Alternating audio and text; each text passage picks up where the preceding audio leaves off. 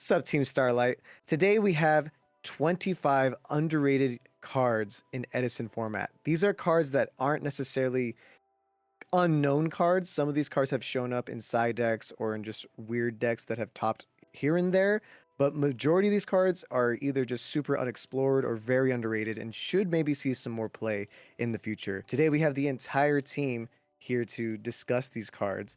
We got myself, Marcos. Hello, it's Declan.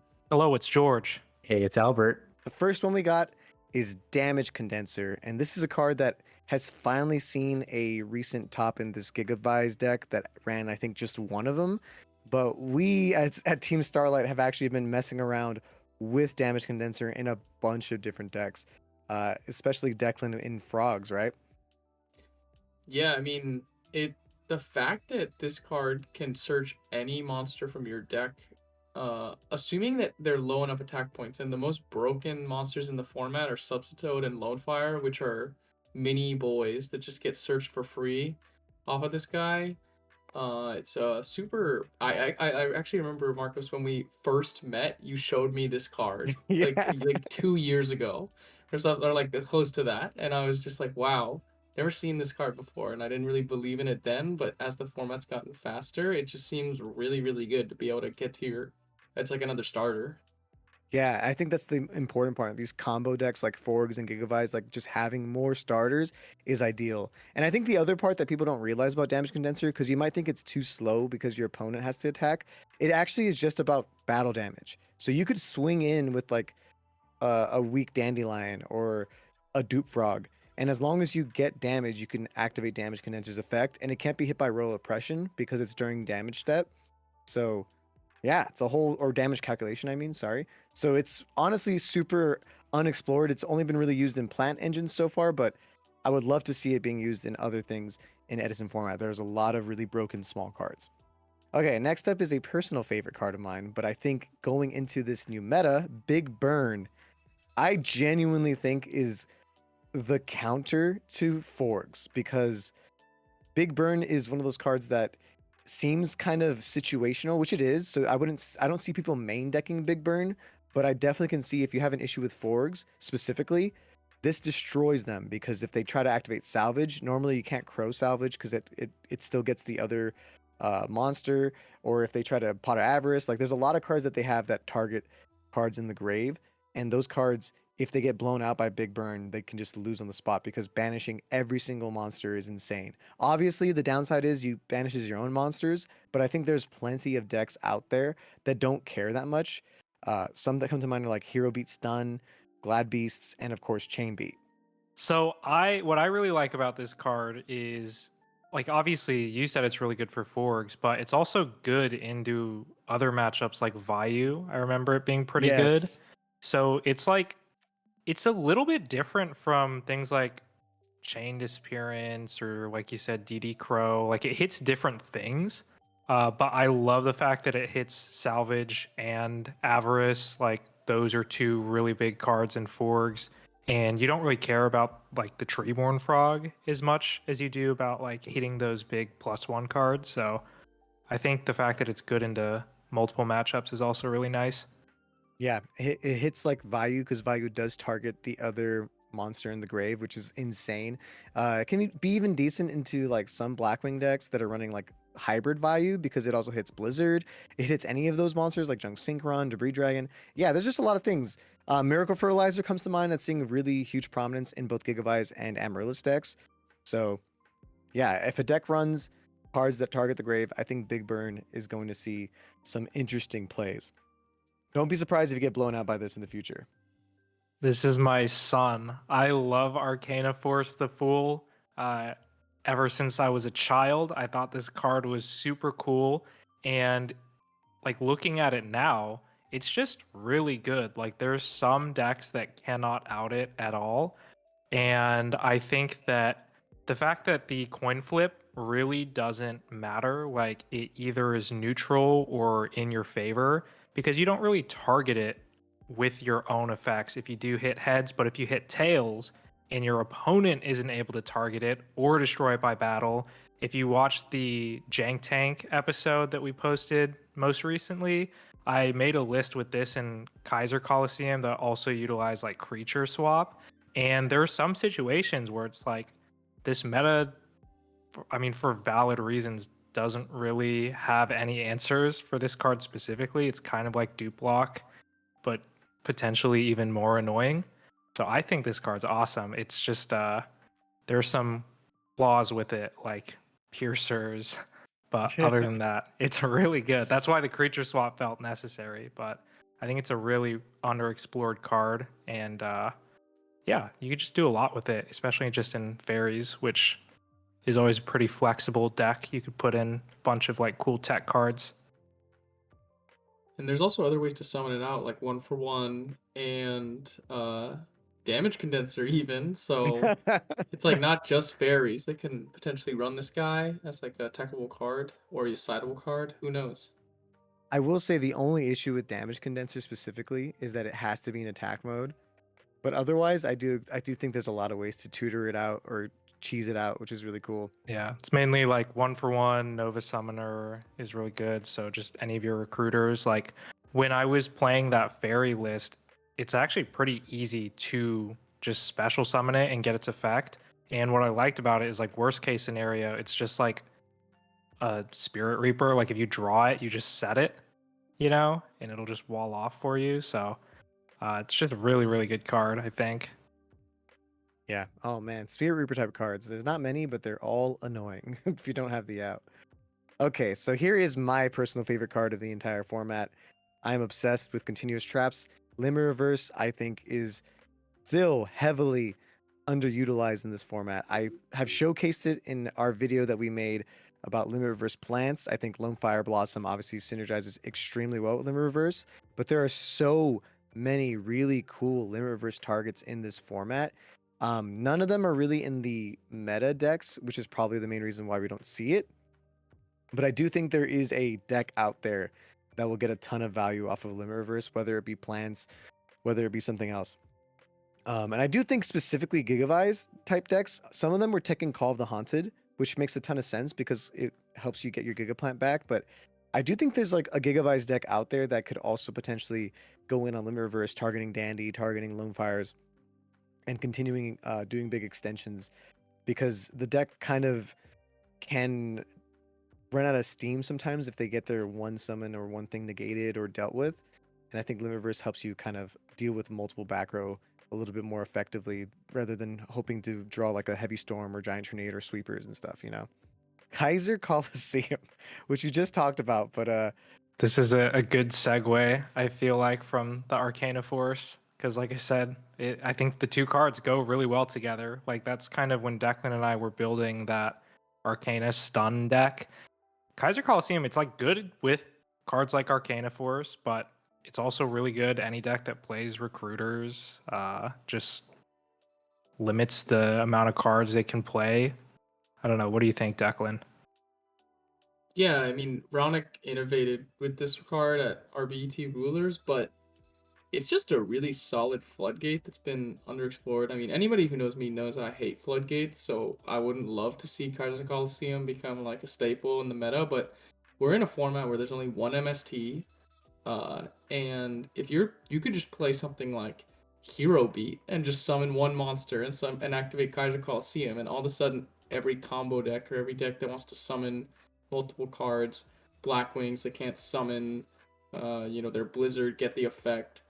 Limiting your opponent to basically just having one monster on the field is a really kind of broken floodgate that is underexplored. Obviously, like you said, with recruiters, seems really good because even if they out the monster, it automatically replaces itself, so they can't ever really break the lock.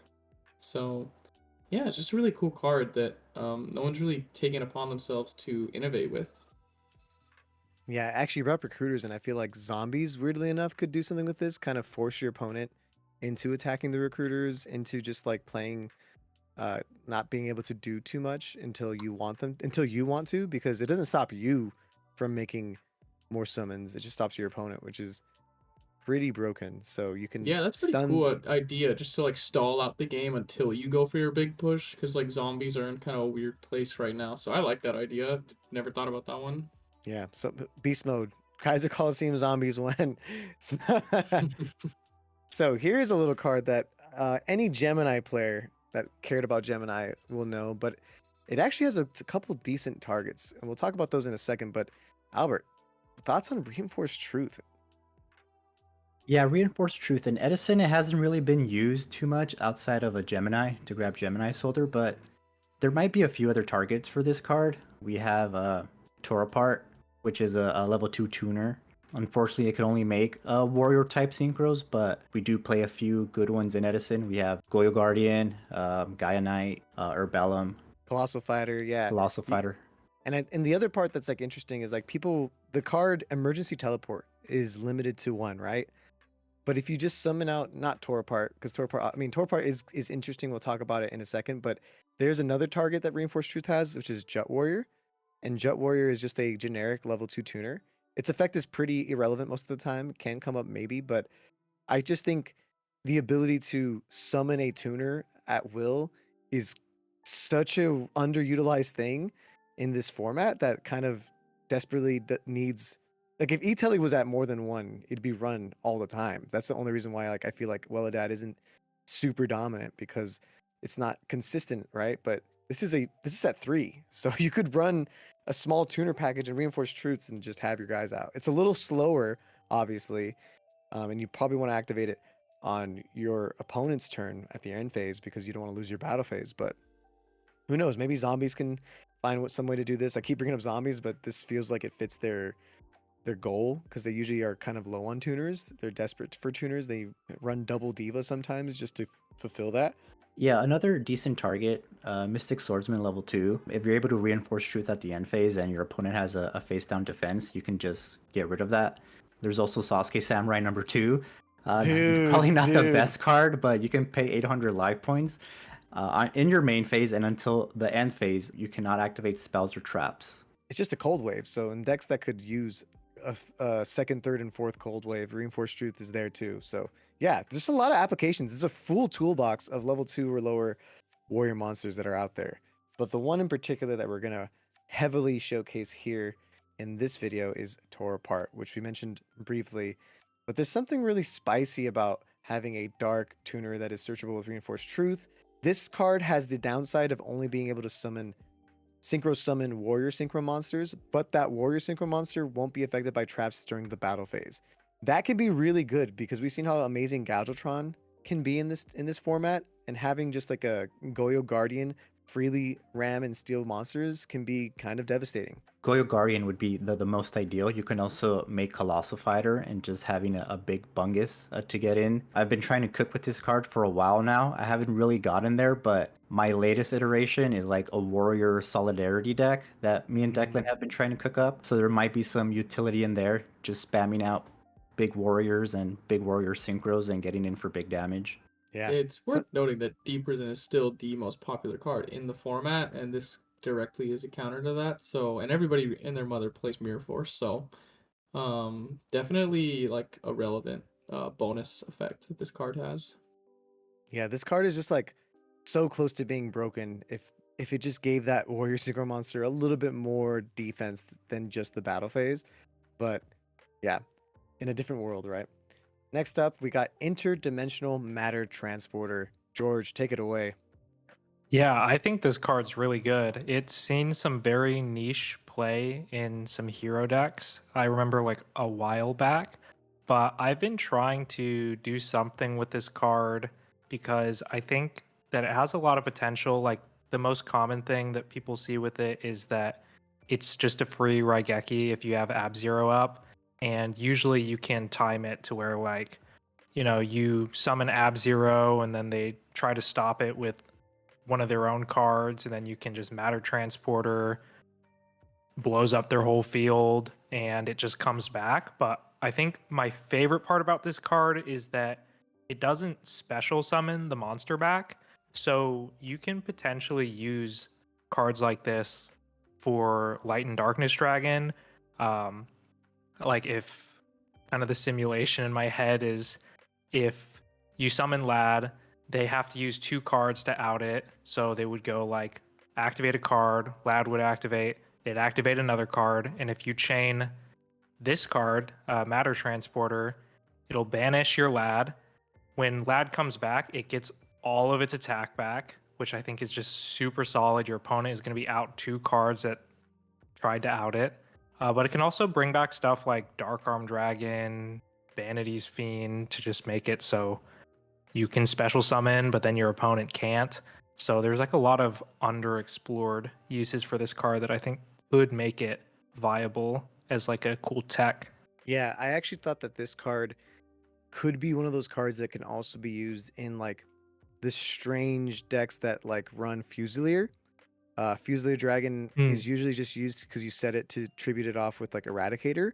But if you interdimensional matter transport it while it's regularly just in attack mode, it'll come back with all of its attack stats, full 2800. Same thing with Right. the Beast King Barbaros. So I've been messing around with something like that just to like see, can I make Beast King Barbaros and Fusilier just big? I hope people get inspired by us bringing this up and maybe they'll cook with it, you know?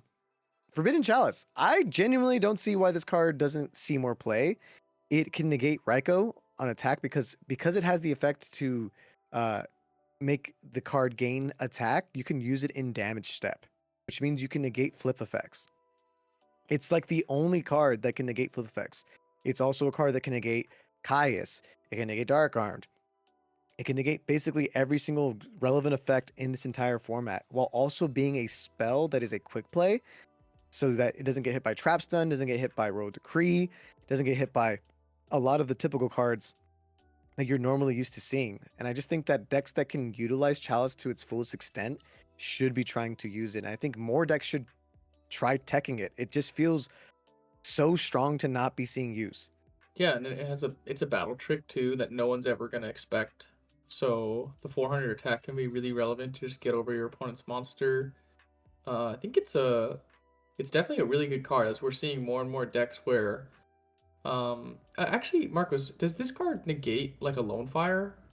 I think it might. So the issue with Prio is that because of priority already tributing the monster, Right. it won't work, but it will negate a Stardust. So if you hit this, like you target a Stardust Dragon with this, and then they like before they attack, and then you Mirror Force the Stardust, they can attempt to negate, but it will stay negated because Chalice doesn't care like where it goes. Like it's gonna just stay negated the whole time. So Chalice has like a lingering effect that also affects Substitute. So sometimes people go for like a Substitute combo, right? They'll summon Substitute, tribute the Treeborn. You chain Forbidden Chalice targeting the Substitute, and then now they can't tribute that Substitute because it will just be fully negated. So I think that's a And very they relevant can thing. actually, but it won't resolve. Yeah. But So so if they they'll misplay tribute, into yeah. this one, yeah, like it could be devastating for them. Oh, 100%. I think there might be some people that could steal some Forg matches against newer Forg players that don't know the rulings. And I actually saw that in real time at an RBET. Somebody was running this card against the Frog player, and the Frog player was like, he did that play where he like tributed the Substitute, and then he kind of called a judge to like confirm that it doesn't work, which is crazy. What a crazy swing in tempo. So Chalice, guys, it also comes ulti. It's a The beautiful ulti's ulti. gorgeous. The It ulti's looks so gorgeous. nice. Yeah, Yeah, I it's think this card it reminds me of like Compulse, where you'll spend all this time trying to like play around certain cards or traps, like, okay, if it's deep prison or bottomless, I'm gonna do this. And then it's similar to like, I mean, I guess why I'm comparing it to Compulse is because when people drop this, you just like never expect it. You know, it's never on your list of like things to play around. And I think that's what makes it so strong. Yeah, totally. And I think probably the best decks that can run it are going to be decks that are really just worried about monster effects for the most part, like Raikou's and whatnot. Mostly just like Raikou. Decks like Ancient Gears. Ancient Gears, if you can get out your Gadgetron, they're not worried about any back row. They're just worried about monsters. So something to think about when you're building your next big machine monster deck, right? Eccentric Boy is a strange card because it has the weird ability to synchro with cards in your hand. It would be better if it was just something you can do, but unfortunately, you have to synchro with cards in your hand, and it's kind of cool though because you can cheese out some really big, strong monsters. You can make Red Dragon Archfiend with no downside of having its ability to blow up other monsters you have because that monster will be negated. But one big downside, unfortunately, is that Eccentric Boy, all the synchros that it makes, they'll just be banished if they're removed from the field. But I don't know. There's a lot of ways to recur banished monsters in this format. DDR, Return from a Different Dimension, a bunch of other continuous traps we're going to talk about later. So I do think Eccentric Boy has not really seen the love that I think it deserves. I think there's probably a deck out there that can tech one or two and have some really strong success, especially if people really want Eradicator Epidemic Virus in their side deck and stuff. Like this card in value would be insane. You just use this and Sirocco to make a level 8 synchro. Sirocco is now in grave, and then you can tribute it off for like Eradicator or deck dev, whatever you want to do.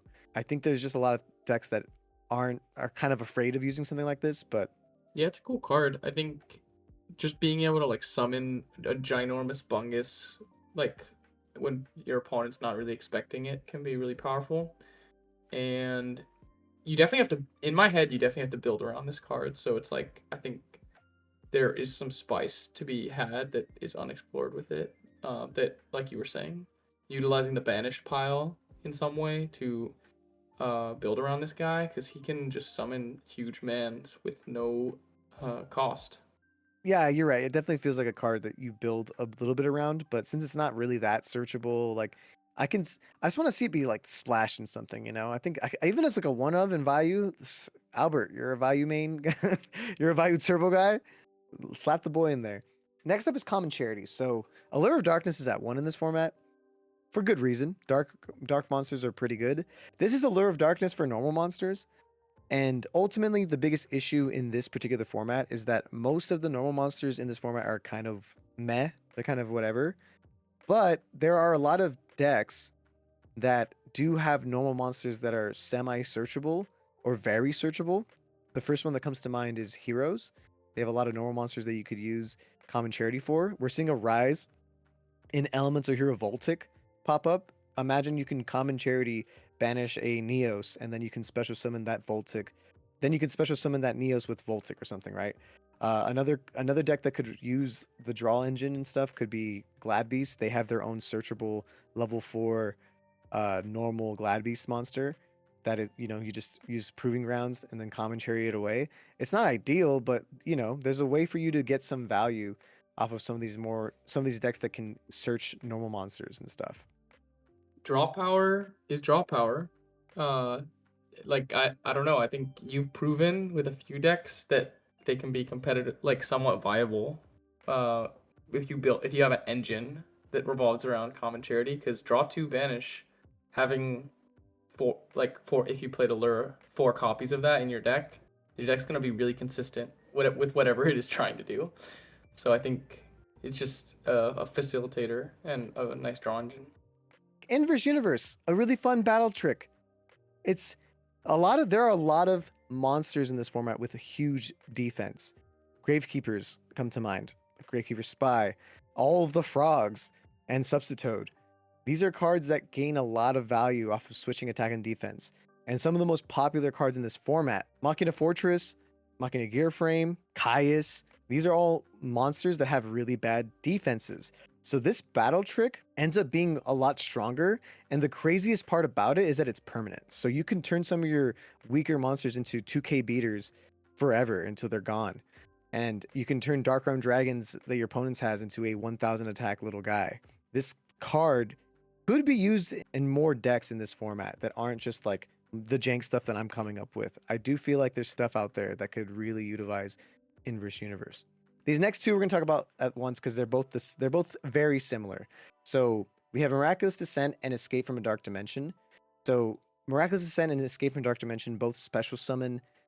In this case, Miraculous Descent special summons banished fairy monsters, where Escape from Dark Dimension special summons a banished dark monster. Both of these cards, in my opinion, are super unexplored. I think that some Chaos Fairy decks were trying to run Miraculous Descent, not really fully with a lot of success. And I don't think anyone's really using Escape from the Dark Dimension. And this card is the one that baffles me the most because there are so many decks that banish darks all the freaking time. Vayu Turbo is literally one of the most popular decks of all time. Return from a Different Dimension was a card that was never used and is now always used in Vayu This is just like a mini return from a different dimension. You can recycle your plague, you can recycle your Vayu and distribute it off with Caius. There's a lot of different things you can do with Escape.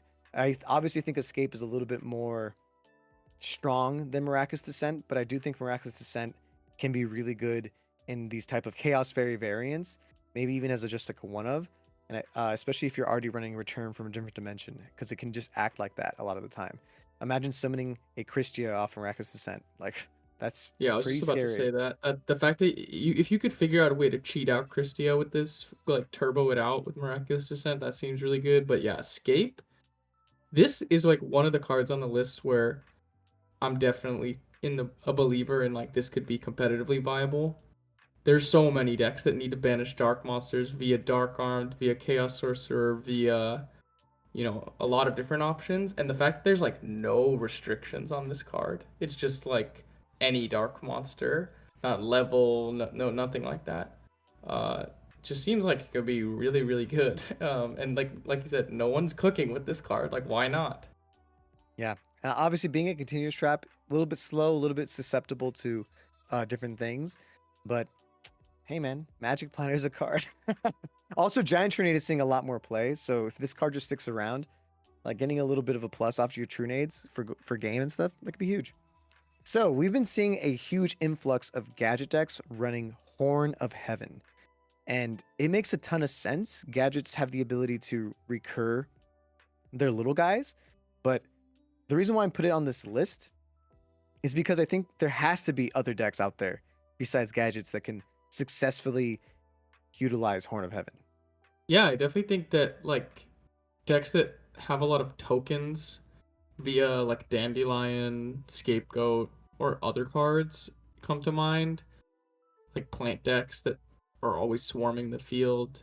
This seems like a cool card that could potentially even just be used as a siding card going first, as opposed to just like main decking it in gadgets. Like people could just play this card in their side deck. Um, it's really really powerful. It's like solemn. Yeah, it reminds me of like water art a little bit. So I think there's some value of like siding this card in frogs because it kind of has a similar strategy to gadgets where you just get like the consistent plus ones. And similar to water art, it's like you bring back your free plus one, you set the Horn of Heaven, and like that's just a free card that you contribute. And I feel like it puts your opponent in a really awkward spot. So I think it's just like Declan said, it's just solemn. So I would feel pretty safe having this set with Treeborn, because how else are they going to out it? Unless they like specifically brain control Treeborn, which is like rough, but Yeah. it's like not the end of the world if that ends up happening. But yeah, just probably other decks out there that could be utilizing this. I've been trying to tech it in like Neospatians because a lot of Neospatian cards require you to have no monsters on the field, including Dark Creator, which requires you to have no monsters. So sometimes you'll summon Armageddon Knight, get your search off cross border, but then like if your opponent's playing really passively, you won't actually clear your board to be able to activate Convert Contact and stuff. So having this just additional way to clear your own monsters out of the way is actually kind of huge. So who knows? There's a lot of decks out there that could and probably should try out Horn of Heaven. Maybe just as like a one or two of. Okay, so here's our first extra deck monster. This is Underground Arachnid, and I think it is one of the coolest effects in the entire format, but I think its summoning condition is what makes it so freaking difficult to use. It requires a Dark Tuner and an insect monster.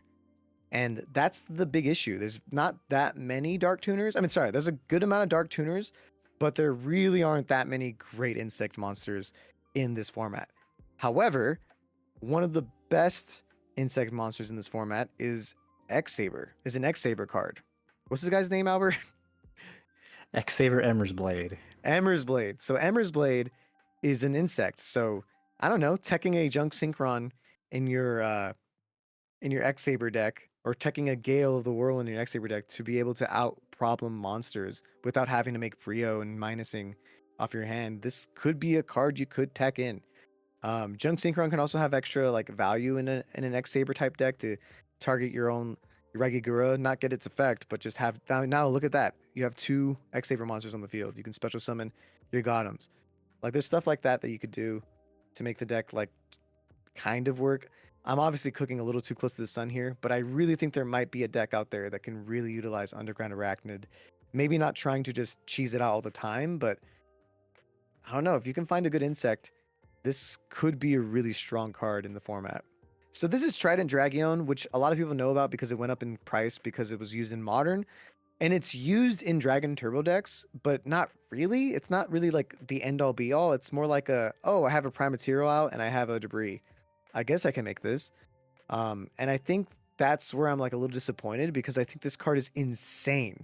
It can completely OTK on its own. And I kind of want to see more people utilize decks that can turbo out Trident Dragion. Debris Dragon plus a level 2 monster and Limit Reverse. So Debris Dragon with a level 2 monster engrave and a Limit Reverse is Trident Dragion on the spot because you can make Iron Chain and then make Trident Dragion. You can pop the Limit Reverse. That's 6k on the field right there. And as long as you have another card, it's 9,000. It definitely makes sense to try to like utilize this card more. And a good rule of thumb with almost any card in Edison is if it's like banned or played in Modern at all, then you know it's good enough to be played in Edison. Yeah, that this card was broken. It was like $1 billion until it got reprinted. So now it's affordable and people can play it. Yeah, and since it's cheap, try it out, right? Just try it out. Who knows? Maybe you like it. Maybe you don't. Okay, next up. Okay, this is a quickie. Spell Striker. Look, Rhoda gets you Spell Striker. You banish the Rhoda that you used. I think there's a few decks out there that could utilize just that extra special summon ability that is pretty like searchable at this point. Spell Striker just also has the little added bonus of just poking for a little bit and stalling a little bit because you don't take any damage either. Yeah, I just think sometimes like when I see people running like Forgs, for example, I think Forgs is like the deck that comes to mind. Sometimes you just need to get substituted with another body, and if you don't have Fishborg immediately, Spell Striker could help you just like deck thin really aggressively turn one. Whereas you can't really do that turn one unless you have 1-for-1 or you have, I mean, Swap Frog. There's a lot of ways you can do turn one, but just an additional way to just turbo out multiple monsters turn one. Who knows? Like Spell Striker just feels like a pretty useful combo piece card for combo decks. Yeah, extenders are good. All right, I'll talk about Anti-Spell Fragrance because I hate this card. This card, especially as we were seeing the combo decks come into play, Forgs, Gigavice, this is my worst nightmare. We only really see it get cited in GBs because they are kind of the best deck to take advantage of this card. Obviously, they don't play a lot of spells, and then when you have to set all your spells, it's just bad for your deck. It slows you down, and then they can go Gyzaros pop them. So anti-spell obviously really good in GBs, but there's a ton of other decks that like could just play this card if they're just not running a high spell count or they're more like beat down or control, hero beat maybe, like especially the hero beat that's like not playing Miracle Fusions could slide this card. Again, it checks off the box of this card is broken in Modern at some points, so definitely viable in Edison as we're seeing Edison get more and more closer to Modern. That's how I feel about it. It's like the more advanced Edison format gets, the more floodgates we just start seeing in the format. And anti-spell is really, really good. I'm like at the point where depending on the deck I'm playing, I'm considering siding cards like Twister because in the past, Twister was like too narrow to be a useful side deck card. But if you're a deck like Frogs, for example, and you lose to like a bunch of floodgates like Oppression, Anti-Spell, Mask, Skill Drain, and it's just like there are so many now that you have to be worried about because things are just moving faster and the floodgates are the only way to really slow it down. But anti-spell, it's really annoying to see. And obviously it's a very good card. Yeah, and I think we're going to see more anti-spell as Gigavice gets more and more consistent and solved, and as Forgs becomes a little bit more dominant. And yeah, I'm glad there's a card like this that can put them in check because this really does slow them down a full turn. I don't even Or, see why this wouldn't work in like Blackwings, to be honest. It's just oh like yeah, besides Blackwings doesn't Whirlwind. play a ton of yeah, like if you go first, like I feel like this is a card for going first a lot of the time, and at least in my head. And it's like if you go first, you can still Whirlwind Shura and then set this, and then you're off to the races, you know? And Blackwings are like value or beyond the Whirlwind, they don't play that many spells unless they're playing Book of Moons, which, you know, like to be set anyways. So yeah, definitely a Oh yeah. scary card. I hope it doesn't see a lot of play, but definitely underrated. Also, shoot, man, I don't want to give people ideas, but it's too late. It's in my brain, so it's coming out. Delta Force or Delta Crow, is that what it's called? Anti-reverse? Oh yeah, Delta Crow. Oh my god, That anti-spell that seems fragrance plus broken. Delta Crow seems like a no-brainer. Like you're like you see the combo decks coming around, you're like, ha, easy. Side in anti-spell fragrance, side in Delta Crow. They have to set all their spells, and then you just get rid of all of them. Uh, Seems that's like disgusting. an extra 26 card because I think that card is crazy that that card doesn't see play. Yeah, Like a Delta one, Crow. You it's the know what? That's Harpy's gonna get the Feather little Duster. asterisk. Yeah, like, Little oh yeah. asterisk. Delta Crow anti-reverse. Why doesn't that see more play? It's insane. My son. Okay, everyone, listen up. There's not many good guardians in this format, unfortunately, and a lot of the ones listed here are weird. Arsenal Summoner has a flip effect that can add a guardian card from your deck to your hand. That's it. The other parts are just like the cards it doesn't like. You can't add these other stupid guardians. Don't worry about that. It's a very short, simple effect. What guardians can you add? Well, the most obvious one that comes to mind for a lot of people is Quackimero Guardian. It's a 1900 rock monster that has seen some play in Dark Gaia decks.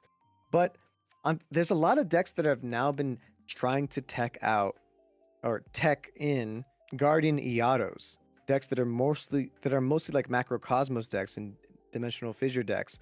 Those decks, in my opinion, should have a little bit more of a consistency booster in the form of Arsenal Summoner. Because if you have like a D Fissure and an Arsenal Summoner here, out of nowhere you have the ability to just summon out a huge monster the next turn. So I just think they're not great Guardian cards in this format, but searchers are few and far between in this format, and Arsenal Summoner, while very slow, is a decent searcher with good enough stats to not be hit by deck dev. Yeah, this card. This is a weird card. Like I wonder how Konami had to like how they've had to play around this card with like what they cannot name Guardian because like I'm sure something has been printed in 15 years that's been a Guardian card that they're like, oops, now it's searchable by Arsenal Summoner. I guess it's just too slow for Modern because it's a flip effect, but it's really funny that like the searchers don't really exist like this where it's like not really archetypal. Yeah. Declan, take it away. Black Garden. This card is broken and it makes people's minds turn to goo. I think that this card is the one of the cards on this list where it could just be so meta, but nobody there's just like a handshake rule between all the Yu-Gi-Oh community to not make this meta, and the only one going against the grain is a friend of the channel, Raunek. He's proven that this card is broken. He's topped multiple events with Black Garden in the main and in the side, even multiple copies in the main. A lot of decks cannot really deal with this card effectively if they don't have the out to it.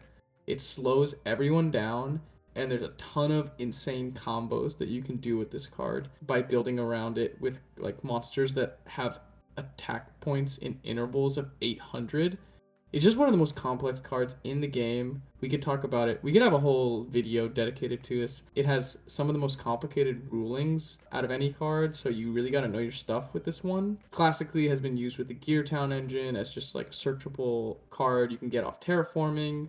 I've tried playing this card in zombie decks because it's like a crazy extender that you can combine with instant fusion to get the Reaper on the Nightmare. That's an 800 attack monster. So I think Raunik, being a frog player, has cooked with this, but I think this card has more potential outside of frogs that like no one has been willing to go yet.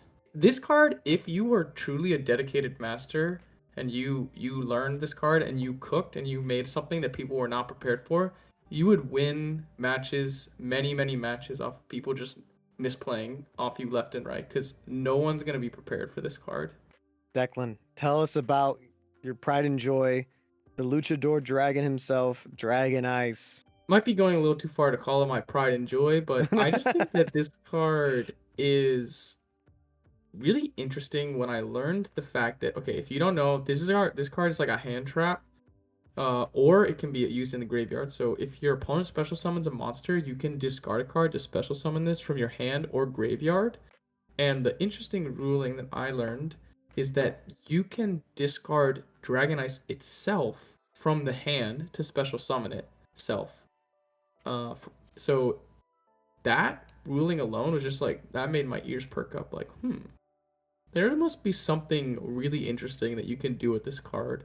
Obviously, we know that hand traps are good in general. Being able to interact with your opponent on their turn in a way that doesn't involve like traps that they can just heavy or MST away. This card's a body that can like stop pushes. I think it would be like a little more relevant if it had slightly better defense, like Vyu's like monsters couldn't get over it really easily. But obviously, with Fishborg seeing more play, like this is a monster that can just special summon itself and then synchro with Fishborg. It can synchro with like Junk Synchron to make 8s or 9s. Uh, if you have Treeborn, so just like really interesting card that I don't think a lot of people know that ruling. So if you didn't know, now you know. Yeah, because that makes it actually kind of useful. Otherwise, it'd be kind of like you're negging a lot. But if it's not a neg, like having just that body can be pretty nice. Yeah, who Right. knows? Like, there's a lot of decks that like having just good generic waters. It's a dragon too, so shoot, like dragon decks could run it too.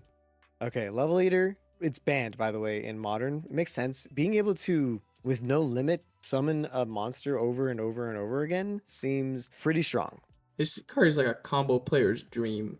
We've seen people break decks with it in the form of like Exodius frogs, but I think it has more potential to be cooked with, and it's just kind of really underexplored. It's also just relevant that it's like a dark, so you can send it off of like Armageddon Knight or like Greffer feeds Dark Armed.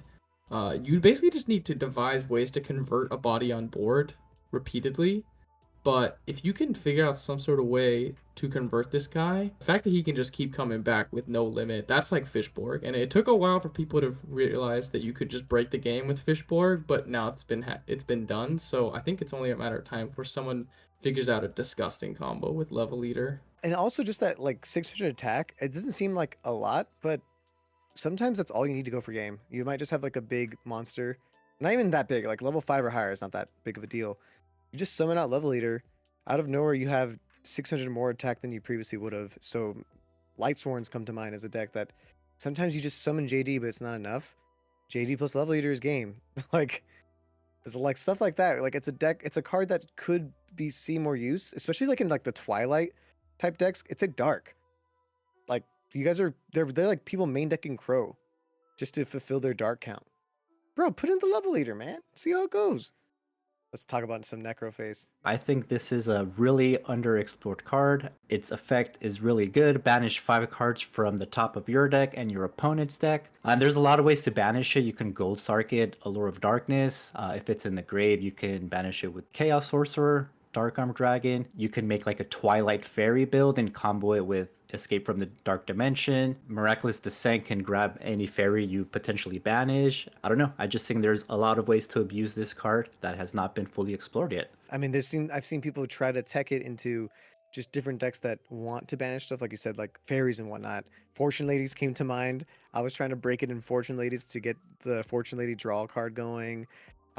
There's just a lot of really cool stuff that Necroface can do, and I've seen some people in Chaos Fairies run this because they can Dimensional Alchemist uh, cards more effectively. Because essentially, what Necroface does when you Gold Sark it is give you 5 whole cards that you can toolbox into with Dimensional Alchemist. You know, so who knows? Necroface feels like just one of those cards that has a ton of potential to cause some crazy shenanigans. And if you already are running Return from a Different Dimension or Burial, it kind of gives you the ability to search for some of these cards. And also its main effect when it's normal summon to shuffle all banished cards into the deck, that's actually pretty useful. Imagine you banished Mali for Mali's effect, and then you summon out Necroface after you've already used the Mali that you summoned.